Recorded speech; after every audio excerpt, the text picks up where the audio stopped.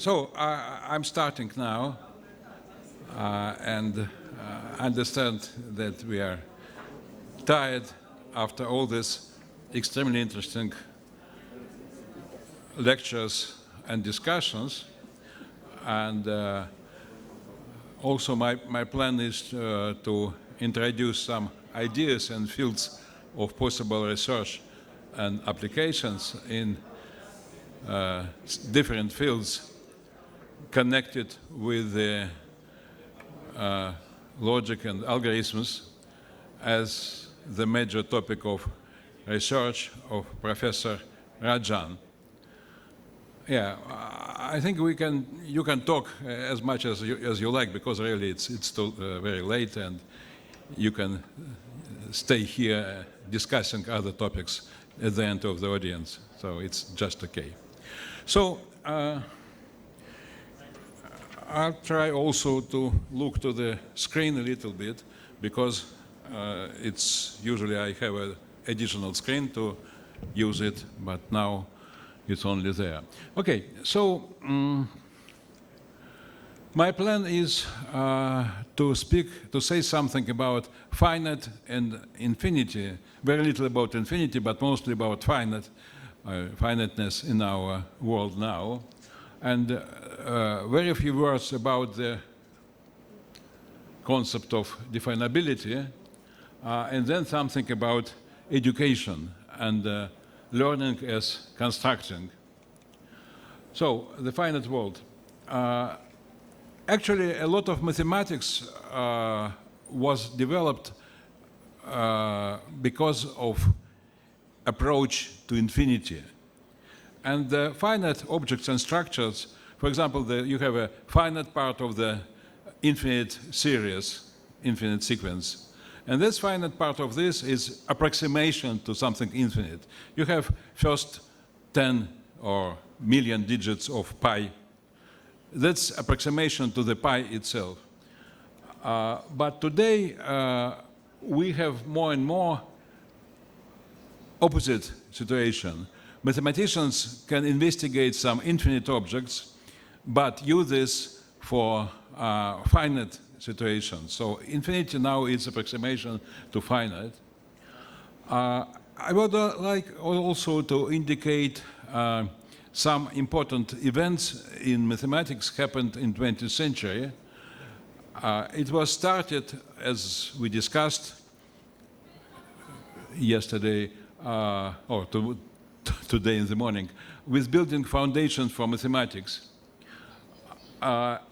Again, it was started in the beginning of the century, but very clearly understood in the beginning of 1930s, about 100 years ago. It was going in parallel with the digital era, with appearing first computers, digital devices, etc. Is it a coincidence? In fact, we don't think so. I think that the foundation for mathematics happen to be the foundations for computing, for computers, for all kinds of digital devices and technologies. So it was not coincidental, it was just going in parallel and helping each other.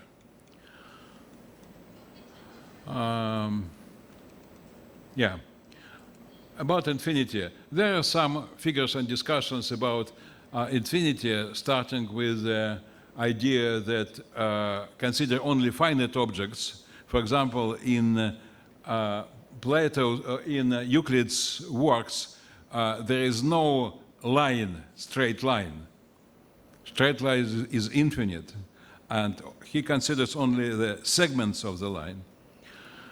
Again, I have no time to discuss all this, but just you can look to the faces of great scientists and perhaps try to find what, for example, Galileo was said in his dialogues about the problem of squares equal to naturals or less. From one hand side, squares are less than naturals. From another hand side, you can have what we call one-to-one correspondence or isomorphism between squares and natural numbers. So at one moment, David Hilbert proposed a plan, which was called Hilbert's program, how to make a solid basis for all mathematics, to make its order, to make its axiomatic system, like Euclid made to some extent for geometry. And so he said that we have to reduce all mathematical activities to some work with finite objects, with finite formulas, sequences of symbols, and sequences of formulas like proofs, and investigate with very simple rules how these processes are organized. So no infinity. You have only finite objects. And you prove that the system you propose for mathematics is complete. So for any statement, you can decide, is it true or false, in principle, in future. But that's a goal. And consistency. You never reach a contradiction. You can work forever, but everything you can prove will be true. Nothing will be contradiction. It was started, but at the moment how this program was started, not everybody was happy with the idea of Hilbert. And we've had the name of Lutzen Brouwer also today, and he's very much respected by our host, by Professor Rajan, Lutzen Brouwer, who said that perhaps we can use a different approach. We should very carefully construct mathematics, starting again with the finite, considering only finite processes which lead us to some objects which are well established. And if you don't have the process, then the object does not exist. It's interesting, I return to this, that Brouwer was a very strong mathematician. He proved some important results in topology, like fixed point theorem or something about this. But at some moment he said, okay, everything I did up to now is just garbage, is wrong. I'm starting to do the basis for fundamental for mathematics, and that's really what is the goal of my life. And then a Russian mathematician, Andrei Kolmogorov, who was interested also in the foundations, and in his year starting from studentship, he proposed some axiomatization of intuitionism of Brouwer, and also proposed something which can be called calculus of problems. It was not implemented by him. Some efforts were made by other people like Yuri Medvedev, Leonid Levin, and by the group is Novosibirsk. The most serious approaches were done in 21st century by academician Yershov and Goncharov and Dmitry Sovietenko and Andrei Nechasov, who is here and who is helping with everything, like organizing our computing, but also is involved in this very serious work, implementing Kolmogorov's approaches. And there are some people from Moscow I mentioned here. And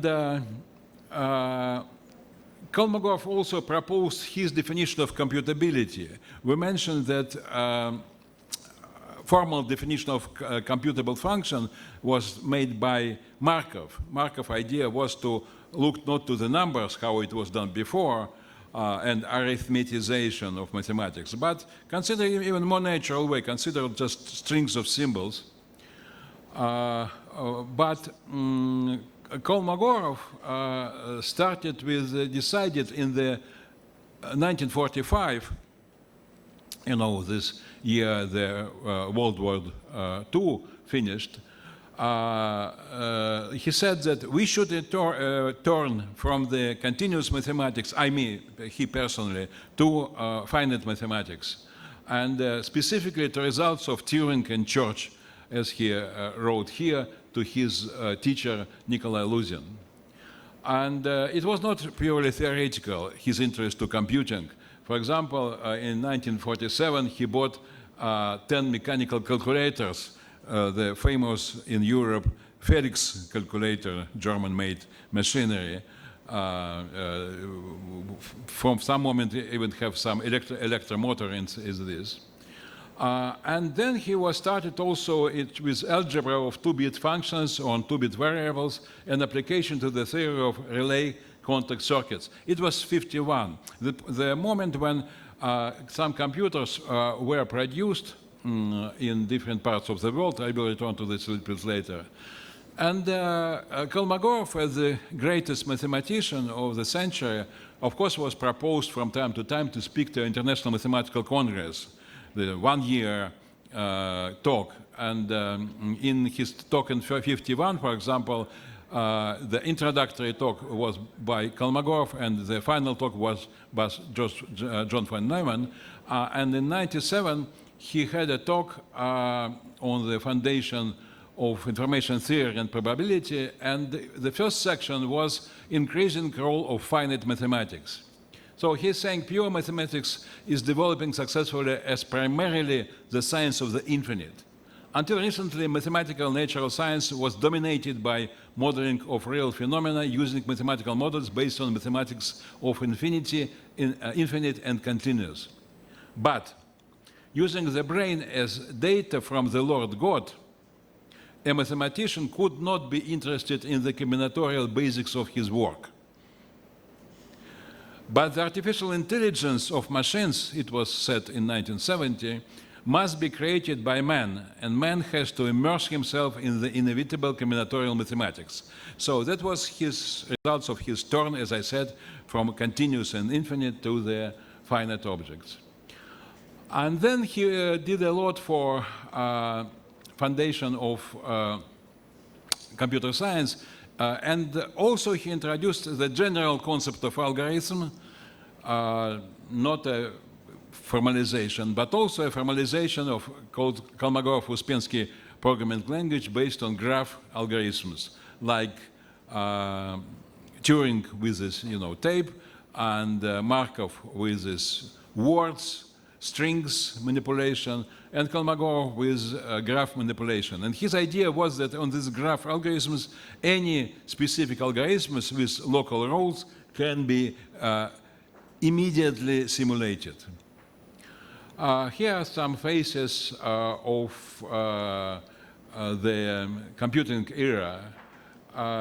It looks like the first universal computer was actually started in UK, in England, and Manchester. And Alan Turing was involved for some 4 years to that moment to the design of this, both in general idea and technicalities. And von Neumann at the same time was involved in the design of first American computers, mostly considered as really the first ones. A couple of years later, in Russia, it also happened with these engineers who are on the screen. At the same time, as you know, as you heard from my earlier talk, Markov School of Constructivism and Mathematics was developed as perhaps science for algorithms. And I would like to emphasize one more mathematician, Eric Bishop, who also came following Brouwer to these ideas of constructivism as a basis for all mathematical research. Again, emphasize, Brouwer was a very strong mathematician, and Andrei Markov also was exceptional, working in topology, etc., as well as Bishop. Bishop also was not a person who just came and said, let's design mathematics starting with constructivism. But he had very strong theorems and very respected professional, the top perhaps, I don't know, 20 of young mathematicians of that time, but he said that let's work in constructive analysis. He, as you see, died in '83 from cancer. Different ideas about the constructive analysis, constructive topology, etc., were developed. And there is a small group in Serbia, not even in the capital of Serbia, it's in Europe, Belgrade, but in another city of Niš. I don't know if anybody here heard about Niš, and Melania Mitrovic, alive still, working in this direction. Yeah, so speaking about, yes, interest for Kolmogorov in complexity was in different fields. Just mention to one thing. For the last couple of years, a lot of noise in machine learning was around Kolmogorov-Arnold networks. I will not go into details, but actually it's this situation with continuous story with Hilbert's problem and proof of Kolmogorov-Arnold, and it was attempt to implement it in 1992 by Vera Kurkova from Prague, from Czech Republic. So Kolmogorov turning to finite and complexity came to India. It happened in 1962, and here is his photograph there. He spent about half a year in the Institute of Statistical Institute, and started there his work on tables of random numbers. Tables here are definitely a finite object, so it's an object which contains a finite amount of information. There he posed a problem. What means to be random for a finite object? It looks like contradiction. This object is given. What means random? But Kolmogorov approached the idea of quantitative approach to this. To what extent it is random, and for this, random or not, some tests can be used. These tests were proposed by von Mises and then by Church, and Kolmogorov considered this concept. So his idea was to ask how many tests you need to prove that it is random to that extent. And there are some open problems there, and they were solved by me and my student, Andrei Muchnik, and we received Kolmogorov Prize in 2006 for these results. And also a remarkable thing in his public lectures, Kolmogorov considered different sizes of numbers. Small, like string of 6 characters, or medium, when an individual object is accessible to a person by like string of 1,000 characters, but not as all types of this. And large also like we consider not the full objects by just elements. For example, a library, when you cannot access the library as a whole, but just only one item there. And now he also indicated that perhaps this different sizes of finiteness will be modified because of advent of computers. Just one thing to imagine. If you consider a string of 100 characters, it's a very small thing, it's a couple of lines of printed text. But if you consider all strings of 100 characters, you cannot realize this, implement this in the universe. So perhaps to change it for 200 to be sure that universe will not fit with this 200 characters.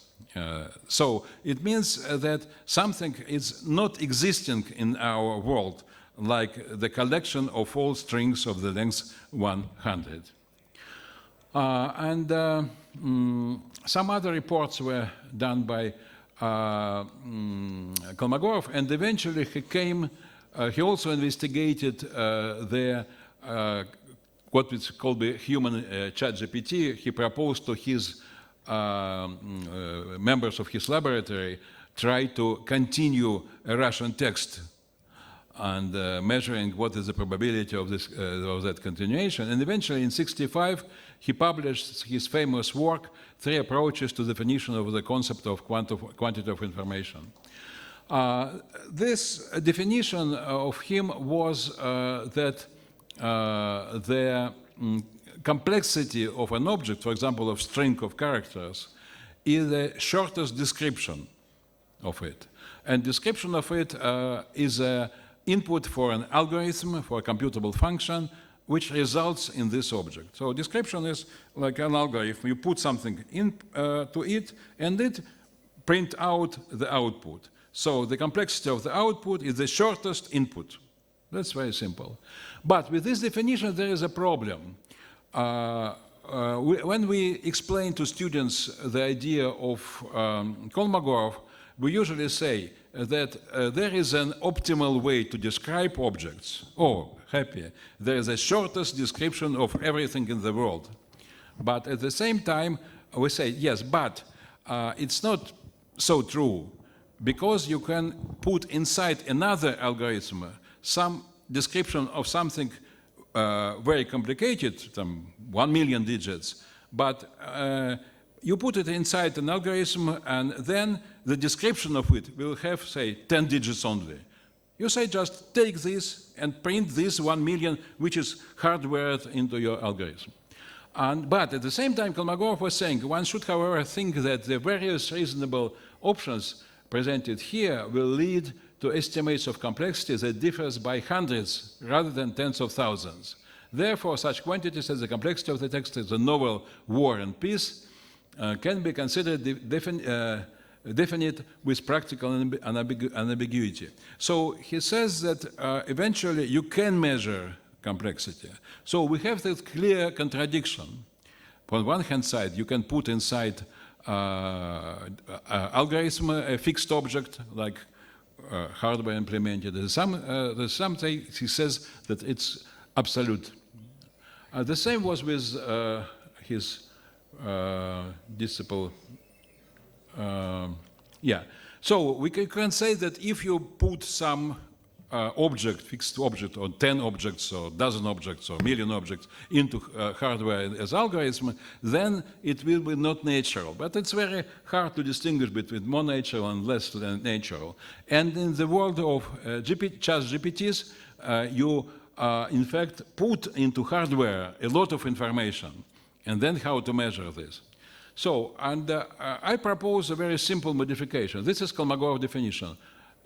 Kolmogorov complexity of object X with a mode of description A, it's my definition. It's length of description A plus minimal length of description.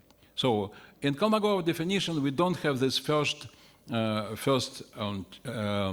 in the sum, no L of A, just minimal length of description.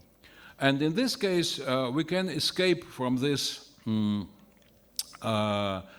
contradiction I indicated on the previous slide, and the additive constant can be really made small for natural programming languages, like again dozens of bits, 100 in maximal, and this logarithms is a technical thing, and also for real world it will be just tens or dozens. So in some way we can fix the problem with the Kolmogorov paradox here. So complexity becomes absolute with an accuracy of tens. Some interesting field of research perhaps can be connected with artificial intelligence and defining complexity, not in the classical complexity of computation sense, but in the modern framework. I will not have time for this, but for example, there is an idea of Oracle. Oracle were introduced by Turing as well, saying, let's use Turing machines, but they have access to some infinite amount of information. And then we can have relative computing with this amount. Today we have the same, but instead of infinite amount of information, we have finite amount of training data for machine learning. And that gives us the whole different perspective of classical problems like comparatorial problems of P and everything. And we have different sizes. And so I believe we should reconsider the complexity theory based on these real sizes in the real world. And again, it's definitely connected with this Kolmogorov scale of small, medium, big, and extra large numbers.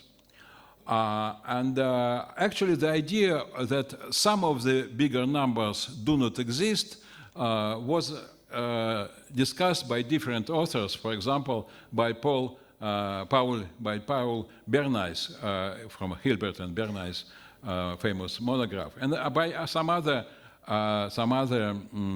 researchers in different places, like Petr Vopenka in Prague, or Yevgeny Volpin in Moscow and Boston. And so the idea, what I explains here, that perhaps the number which was indicated here by Bernays exists just because there is a description of this number. You can say, is this number, for example, odd or even, or is it, for example, prime or not? It can be a difficult problem, yet you can solve it, because the number is given here. But there are some numbers, much smaller than this, for which there is no description. No description in the universe at all.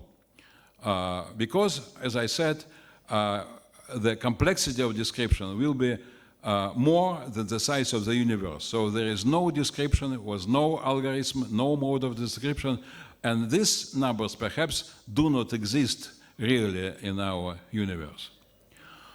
And the last point here I'm indicating that it's well known that Hilbert's program in a way failed because Kurt Gödel formalized the ancient paradox of the liar, and you can just write a very short and simple formula in any reasonable theory, explaining that it falls by itself, and then you have immediately received the paradox, and so there is the completeness cannot be proved in more or less usual theories such as Hilbert's considered. But it's not the same with consistency. And I would like to propose this for the future research, to think about the proof of, let's say that arithmetic is, not arithmetic, but some, mathematics is inconsistent. Means in mathematics you can prove contradiction. 1 equals to 0 someday. But perhaps you can, in mathematics, it is possible, and it's impossible to prove that no contradiction appears. And that's the second theorem of Gödel. But could it be that we don't care about very long or very complex, in any sense, of contradictions? Can it happen that there are some contradictions, but all of the contradictions can be proved only outside our universe? So all the proofs of the size of the universe cannot reach contradiction. There is no contradiction in this situation. So I propose to work on this. A little bit of this direction was done by Rohit Parikh in New York University, but very first steps only. So is it possible to prove that proofs of contradiction should be larger or more complex in Kolmogorov complexity sense than the universe? Yes, and there is an interesting topic, and I said just 2 words about this. The topic is that some theorems today is non-understandable for a human if present this just in a text form. But if we present it in a visual form, like here, then you can state theorems and use computers to prove these theorems and have some results on the theory of billiards. Okay, the second topic I would like to cover is definability, and again I'll try to spend 3 minutes on this only. It's a kind of geometry of logic. The basic question it starts with is how to define something through something being understood. It's kind of a very general question. Is like the question, what is truth? And Alfred Tarski, who was working a lot in this field, said that in general mathematicians are cautious about the notion of definability. And at the same time, just one example. An American mathematician, Edward Huntington, considered linear order. Everybody understands what's meant linear order, just one by one, transitive and any two objects can be compared, like integer numbers or rational numbers, real numbers, etc. Using linear order, you can define betweenness. Betweenness means that there are 2 points, and the third point is in between of these two. Okay, fine. It's true if it's like this in the middle. Also true if you just change these 2 points with each other. So the question is, can you define less through betweenness? Usually you can think a little bit about this and eventually understand, no, you cannot define less using betweenness. Just because you have an automorphism, like I'm showing with my hands. If you just turn over the line of, for example, of rational numbers, then betweenness will keep truth, and less than is coming wrong. And Huntington defined 2 other relations. Cyclic order, like if you just took linear order and make cycle out of it, and separation. Separation means that it's 4 arguments and means that the segment of 2 arguments intersects with segment of another 2 arguments. So that relations can be defined through less, and some of them can be defined from others. For example, on the diagram close to the portraits, you can see that separation can be defined through betweenness, but not an opposite. Again, separation can be defined through circular, but not an opposite. And equality can be defined from any of this. So you have this lattice of 5 objects. The natural question is there anything else in the order? And it waited from the beginning of the century up to 60s, then something was proven for rational orders. But also the remarkable point was discovered by a theorem by Lars Svenonius, a Swedish mathematician, moved to California some moment, saying that everything which is not definable can be discovered using automorphisms, not with the original structure, but perhaps with adding some ideal elements. And so we have here kind of Erlangen program about the automorphisms and structures and everything like this. So that's all I would like to say on this. But the problem here is, for example, for rationals with order, we know that there are only Huntington relations. For integers with successor function, that's +1, we had published a work on this. But for integers with order, to describe all the definabilities appearing there is open, surprisingly. So it's kind of problem we are doing. So one more and last issue I'm going to discuss is different. It's about education and mostly about the primary education. And the subject is called Mathetica of Digital Era. What is Mathetica? There was a person, there was a human, Janamos Kamenius, who was sometimes considered as the greatest teacher of the universe. It's, of course, a European point of view. We can believe, and it's really true, that there were great teachers in the East, in India and perhaps China and some other places. But for Europeans, Kamenius is the greatest one, perhaps. So he said, it's almost unreadable. He said that we can, in his work which published posthumously, it was written that the most important thing for education is the art, science, and technology of learning, not didactica or didactics, which is art, science, and technology of teaching, but the same for learning. And for learning, it is called mathetica. So it's his term, but he traces back to Greek, and this is... so now what we are talking about the mathetica for 21st century, and I'll try to explain in a few minutes that it could be different than existing Mathematica for different subjects, and starting with mathematics, and again for different levels of education, starting from primary schools. And perhaps two things will be mentioned here, that many things can be discovered and invented by a learner, not given ready-made by a teacher. And then non-numerical objects, like Markov's used in difference with the previous researchers, can be considered. And these non-numerical objects are something visual and easily understandable. A very nice character, in fact. Yeah, so I start with a general observation that the newborn actually constantly solve problems which is not known how to solve.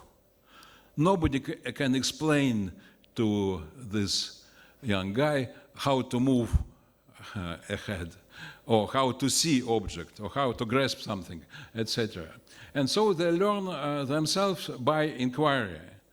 And at the same time, of course, they also learn by reproduction of something.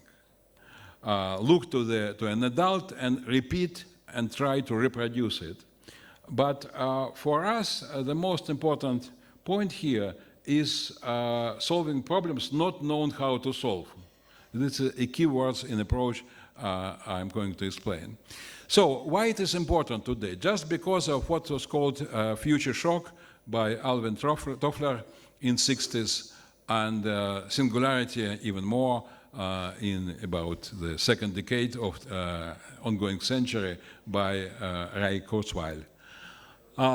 So the story is that education by itself was designed to reproduce knowledge of the previous generation and to transfer it to the next generation. And that was the role of the teacher. Teacher takes everything or something he knows, she knows, was known in the generation before, and just put the same knowledge into the heads of the new generation. But now the whole body of knowledge is changing very fast. So the idea of education became very strange and controversial by itself. And so what to do?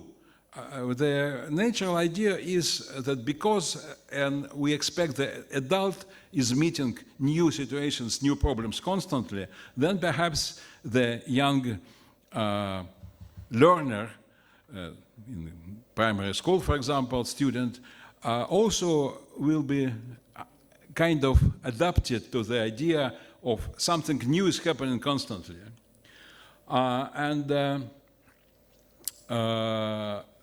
At the same time, of course, reproduction is also important, but most of things which we are teaching our children to reproduce is not of any need now. The calculation on pen and paper or the writing of some complicated words in our languages, everything is done by computer, by machine. So the idea was that perhaps such things can be, again, discovered as something new by a student and then passed to the machine. And yes. So for the school, mathematics, again, yeah. So actually, it's not a pure speculation. We did a lot of efforts on teaching students in high school and in primary school also to discover something new. And so what I'm going to say now is implemented, not in many schools, not in all schools of the country, but in many schools. So to design new style of learning in primary school, of mathematics, say, we emphasize challenging problems, so problems not known how to solve. And we discussed that in Singapore as well. Some of these problems are presented to graduates from primary school. And also there is an idea of personalization support from teacher using digital technologies. And one of the results is that not technical skills which are passed to the computer, but some big ideas of mathematics and their extension to other fields. And 21st century skills. So they are results of the mathematics. So we believe that mathematics is the best school subjects where children, students are presented with problems not known how to solve and invent something new. So that's one of the importance of mathematics outside mathematics, not for mathematics itself. It works worse and worse with the, it was kind of looks like pure theory or ideology or speculation, and so I decided to put some examples very fast to come through this. One of the very famous is a story of a wolf, goat, and cabbage, and the problem with existing perhaps in India in, say, 2,000 years ago, but to Europe it was brought in the 8th century by Alcuin, who the idea is that you have these three objects, and naturally wolf is not eating cabbage mostly, but easily can kill the goat, etc. So the idea is that the boat can carry the water plus one object. How to transfer all three objects to another side of the river? And you just never met this problem, say. Some of you, of course, met this problem, but elementary, primary school student never met his. And she starts just to do this, and eventually finds a solution. And another story, I will not go again to skip, and Sudoku problem. Again, you just take this problem and start trying to do something, the combinations of digits. It's a simplified Sudoku. You can see this kind of 4 and 4. And this, more or less, all these problems can be eventually solved by a primary school student. But it's not so much interested by itself, but as a class of problems which you don't know how to solve from the beginning. There is no given from a teacher algorithm how to do this. The last story about the game of pebbles. There are two players of some number of pebbles, say 9 here, but doesn't matter. And you can take 1 or 2 pebbles every turn. And who wins? How to design a strategy to win. You should understand what means strategy and then design it. And again, you don't know how to solve, but eventually you can solve it. And examples on activities. The idea is that to work with visual and even better palpable objects, not with numbers, because numbers are very abstract notions. So if you have 286 meters, you cannot immediately imagine what is this. It's just three symbols. 3 symbols, it's okay. It's quite visible and understandable. But the distance itself is not visible. You cannot say that 286 is like this, or 287 is like this. You cannot compare and find it out. Practically, theoretically, perhaps, in abstract way, yes, but not really. Yes. So a simple example is what is not given as ready-made, but can be invented by a student. It's just simple multiplication table.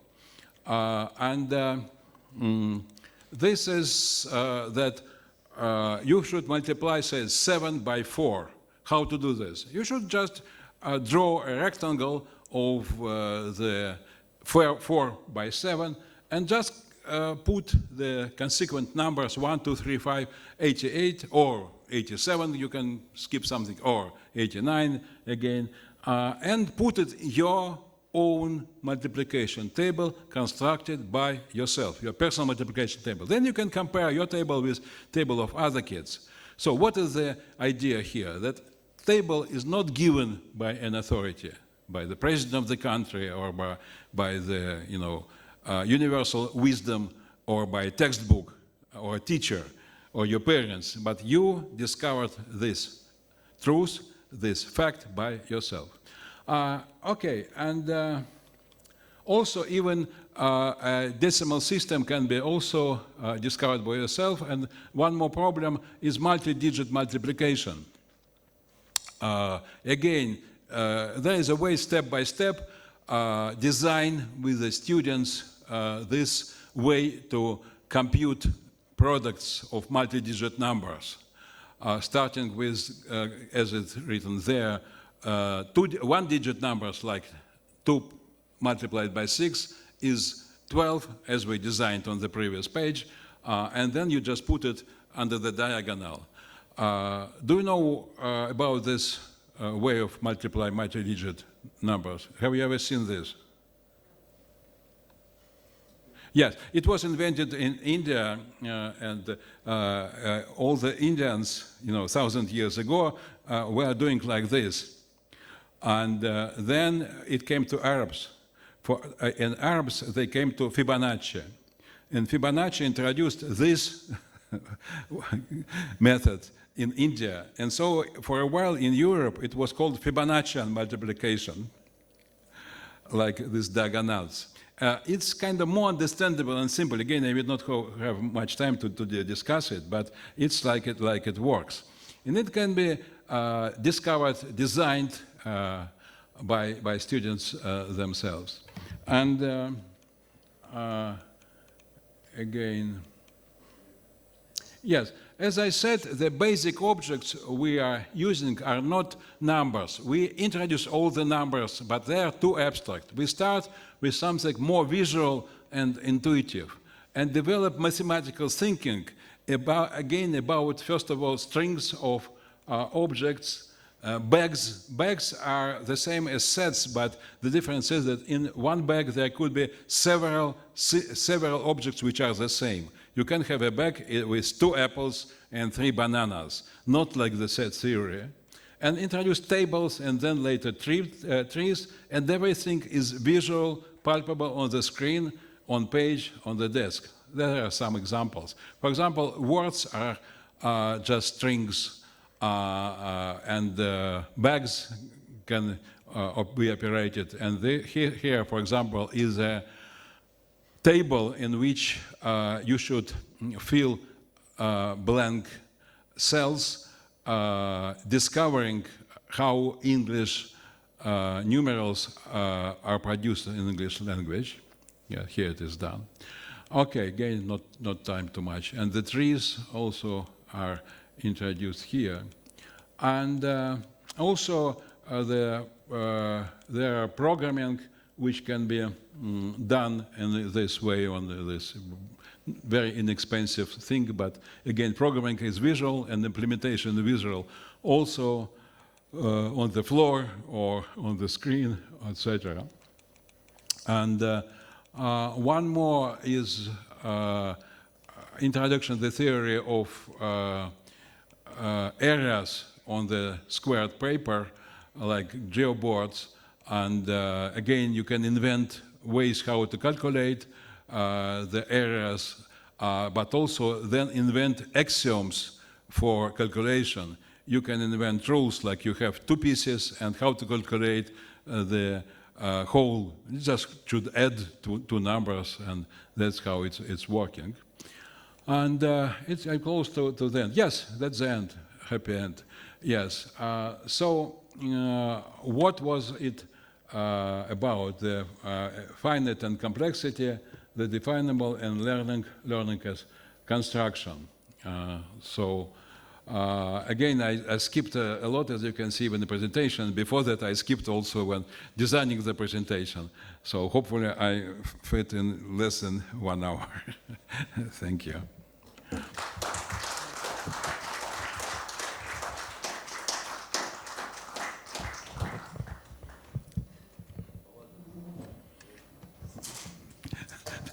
Oh, I'm happy. No questions. Not Russians. No. Russians will not. Constructivism, constructive approach. Okay, yeah. That's an important activity. Numbers are also symbols. So anything is symbolized.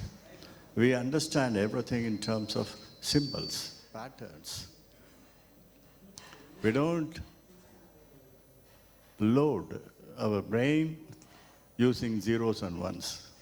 Though people say that your neuron is what you call storing a 0 or a 1, it's not right. Okay, I'm contradicting all the theories so far, all of us we have learned. We do not remember anything in terms of numbers and symbols. We remember everything in terms of patterns. That's what he says. There's a pattern recognizer. That is how neural network has been designed in those days. In Boston, there is a Stephen Grossberg, and we have been working on this possibility of creating a new kind of science with Stephen Wolfram from University of Illinois. We're all friends, okay? So we formed this notion of constructivism. The fundamental concept was developed by, his senior, Andrei Markov, Kolmogorov. Kolmogorov is a great man, My elder brother was a student of Kolmogorov. Okay, so he went to Russia and invited Kolmogorov to ISI, Indian Statistical Institute, where he was the director of that institute, my elder brother, Parthasarathi by name. Okay, I hope you know him by any chance? No. Parthasarathi was his dear student. He did postdoctoral research with him, Kolmogorov. Okay, he only gave me the, sorry? ISI Kolkata. He only gave me the book, The Theory of Algorithms by Andrei Markov. I have 3 volumes written in Russian. I couldn't understand that. But I have the Israeli translation of Markov's theory of algorithms I have. So what I want to say is, it's a great evening we had. Wonderful people like Semenov, my brother, okay, Michel, and other people. We had a wonderful evening. See, it's a question of yajna, tapasya, tapasa brahma vijajnasasva, satapo tapyata. By doing this tapasya, this hard labor, work, exercise, our mind gets purified. We get more knowledge and more knowledge. Semenov, I'm really indebted to you, my dear brother. Okay. Thank you. Thank you very much. I think you have to, great job. Thank you very much, sir. Thank you very much. So nice to Thank you have very you much. here. So we'll call it a day after this, and all the residents, as usual, please have your dinner at the hotel. And for all others, we are bidding good night. Thank you so much. We can leave now. Thank you.